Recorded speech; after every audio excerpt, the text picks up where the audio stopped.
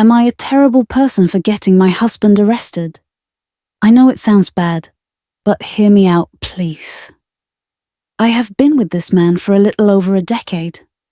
We had several miscarriages within the first 5 years of our marriage, and this was his excuse for cheating on me on more than one occasion.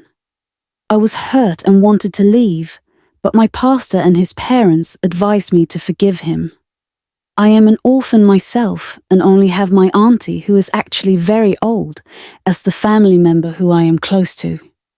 It took a long time, but I finally forgave him, and we were blessed a year after this with another pregnancy. I was scared it was going to be like the others, but glory be to God, I had my son and nothing happened to him or me. However, after having my son, I didn't get to conceive another child. 3 years after my son was born, my husband totally changed. He wasn't physically abusive, but emotionally and financially abusive. He would talk down on me at any given opportunity to make me feel like nothing.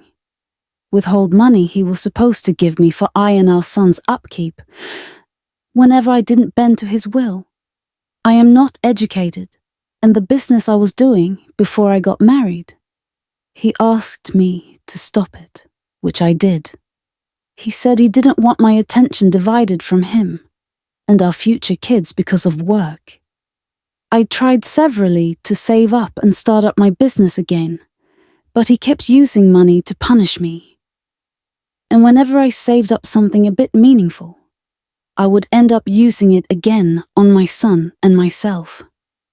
People around me would keep telling me each time I said I wanted to leave to endure, since he wasn't beating or cheating on me. Our pastor would tell me that it was against the will of God for me to leave the marriage, and since I had forgiven him for cheating, I have no tangible reason to leave. They told me to endure and keep praying to God to take control of my marriage and make it sweet for me. Our pastor then gave me the sum of 500,000 to support me with my business plans, and I started my business without my husband's knowledge. I got a shop beside my friend's own, and she did help me open up and start selling till my husband had left for work, and I would then resume. Before 7 p.m., I did close up and go home. We did it like this, so that even if he was to ever see me there, my friend could just lie and claim ownership of the shop. I did this for over 3 years and he never found out.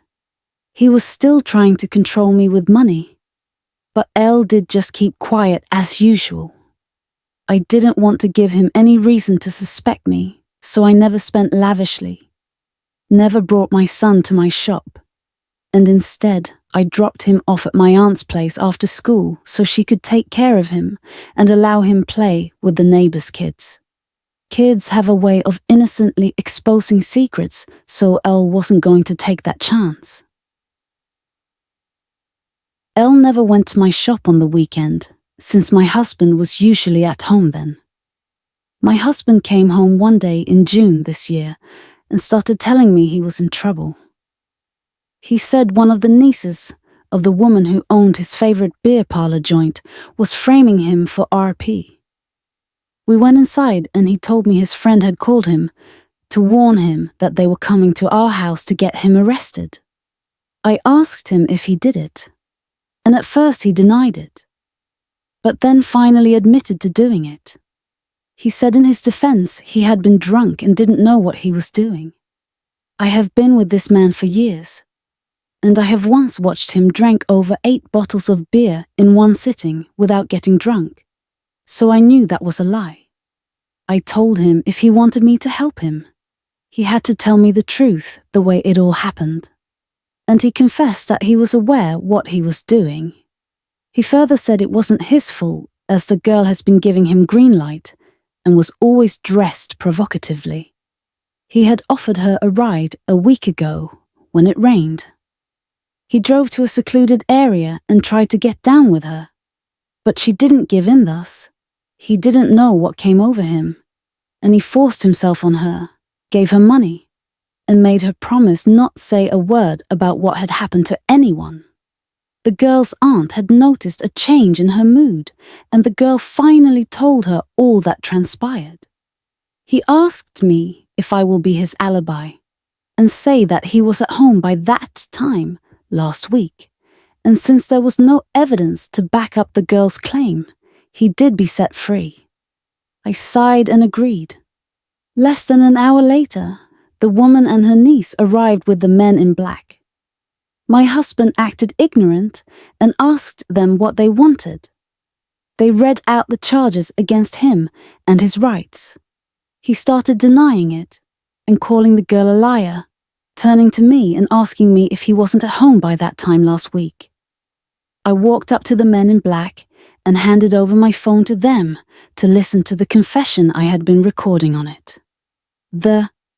By this time, neighbors and strangers had gathered, and my husband looked at me with shock in his eyes.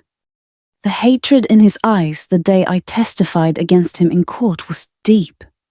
The girl in question was barely a 16-year-old girl, and as a mother myself, I couldn't imagine someone doing that to my daughter if I had one. I have received a lot of support and backlash over this. Some people applaud me for doing the right thing, while some are insulting me for putting my husband behind bars. Some even went as far to say my son will grow up one day and hate me for what I did to his father, and letting him grow up without fatherly love. My in-laws came and chased me and my son out of the house, thinking we would suffer. But I just moved in with my aunt, and I have been taking very good care of my son, like I always have. We are getting along just fine, but I want to get people's opinion. Did I do the right thing? Or am I a terrible person?